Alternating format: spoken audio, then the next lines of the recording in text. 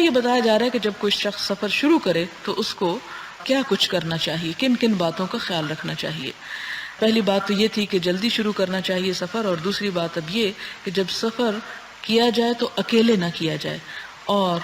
اگر ایک سے زیادہ لوگ ہوں تو ایک شخص کو ذمہ دار قرار دیا جائے تاکہ باقی لوگ اس کی سربراہی میں اپنے سفر کے تمام معاملات کو طے کریں۔ اس لیے کہ اگر ہر شخص اپنی ذمہ داری سفر میں خود اٹھا لے تو اس میں افراتفری کا عالم ہو سکتا ہے، جس سے سفر جو ہے وہ زیادہ پرمشقت ہو سکتا ہے۔ اس میں ایک طرح سے ڈسپلن قائم کرنے کو کہا گیا ہے۔ ان تمام احادیث کو پڑھ کر آپ یہ بات اچھی طرح محسوس کریں گے کہ حضور صلی اللہ علیہ وسلم ہمارے حق میں کتنے شفیق اور مہربان تھے، جیسا کہ قرآن پاک میں فرمایا کہ کان بالمؤمنین رؤوف الرحیم، کہ آپ صلی اللہ علیہ وسلم مومنوں کے حق میں بہت شفقت کرنے والے اور بہت مہربان تھے۔ اور ہمیں جس طرح والدین اپنے بچوں کو چھوٹی چھوٹی بات سمجھاتے ہیں، اسی طرح آپ صلی اللہ علیہ وسلم نے اپنی امت کے لوگوں کے لیے، یہ نہیں کہ دوسرے لوگ اس سے فائدہ نہیں اٹھا سکتے، لیکن ظاہر ہے کہ فائدہ وہی اٹھا سکتا ہے کہ جس کو آپ کے ذات پر اعتماد ہو اور آپ کے اوپر ایمان ہو اور آپ کی بات اپنے لیے فائدہ مند محسوس ہوتی ہو۔ لہٰذا ہم دیکھتے ہیں کہ زندگی کے ہر معاملے اور ہر گوشے میں چھوٹی چھوٹی بات کا خیال رکھا گیا۔ یہاں پر جو بات سکھائی گئی وہ یہ ہے، ان ابن عمر رضی اللہ عنہما قال قال رسول اللہ صلی اللہ علیہ وسلم لو ان الناس يعلمون من الوحدة ما اعلم ما سار راكب بليل وحده رواه البخاری۔ حضرت ابن عمر رضی اللہ تعالی عنہما سے مروی ہے، فرماتے ہیں کہ حضور صلی اللہ علیہ وسلم نے فرمایا، اکیلے سفر کرنے کے جو نقصانات میں جانتا ہوں اگر وہ لوگوں کو معلوم ہو جائیں تو کوئی سوار رات کو اکیلے سفر نہ کرے۔ اس میں آپ دیکھیں کہ خاص طور پر اس زمانے اور اس دور کے سفر کے طریقہ کار اور ٹرانسپورٹیشن سسٹم کو اگر آپ اپنے ذہن میں رکھیں تو یہ بات اور زیادہ بہتر طور پر واضح ہو سکتی ہے، اور وہ یہ کہ اس زمانے میں لوگ گھوڑوں پر یا اونٹوں پر سواری کیا کرتے تھے، اور جن رستوں سے گزرتے تھے وہ بھی ویران ہوتے تھے، ان میں کوئی روشنی کا انتظام نہیں ہوتا تھا، بعض اوقات کہیں کھانے پینے کا کوئی انتظام نہیں ہوتا تھا، اور رات کے اندھیرے میں بہت سی چیزیں نقصان دہ ثابت ہو سکتی تھیں۔ اور پھر یہ کہ کوئی موٹر گاڑی وغیرہ نہیں ہوتی تھی، جانوروں پر سفر ہوتا تھا، اور اس میں یہ احتمال بھی ہوتا تھا کہ اگر رات کو اکیلے سفر کیا جائے اور خدا نخواستہ کسی جنگلی جانور سے واسطہ پڑ جائے تو اس کا مقابلہ ایک انسان کے کرنے کے بس کی بات نہیں۔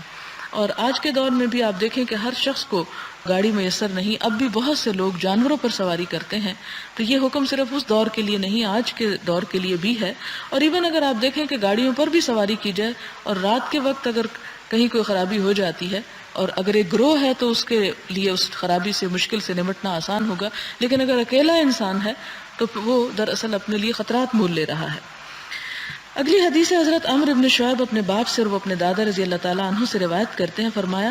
حضور صلی اللہ علیہ وسلم کا فرمان ہے، ایک سوار ایک شیطان ہے، دو سوار دو شیطان ہیں، اور تین ہوں تو وہ قافلہ ہے۔ یعنی ایک کو انتہائی ناپسندیدہ قرار دیا گیا۔ عموماً بعض احادیث میں تنہا عورت کے بھی سفر کرنے کو ناپسندیدہ قرار دیا گیا، لیکن صرف وہ عورت کے معاملے میں نہیں، یہاں مرد کے لیے بھی یہی حکم ہے کہ بالکل اکیلا سفر نہ کرے، اور دو کے لیے بھی یہ بات پسند نہیں کی گئی۔ ہاں تین ہو تو وہ ایک قافلہ ہو جاتا ہے، اور قافلے کی صورت میں تین لوگ کسی بھی خطرے یا مشکل سے بآسانی نبٹ سکتے ہیں۔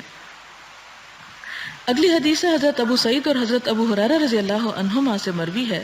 فرماتے ہیں کہ حضور صلی اللہ علیہ وسلم نے فرمایا،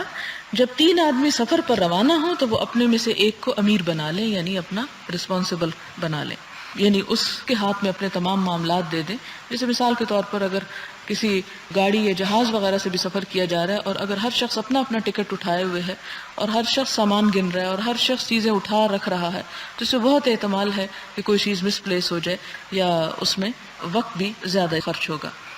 حضرت ابن عباس سے روایت ہے، حضور صلی اللہ علیہ وسلم نے فرمایا، بہترین ساتھی چار ہیں۔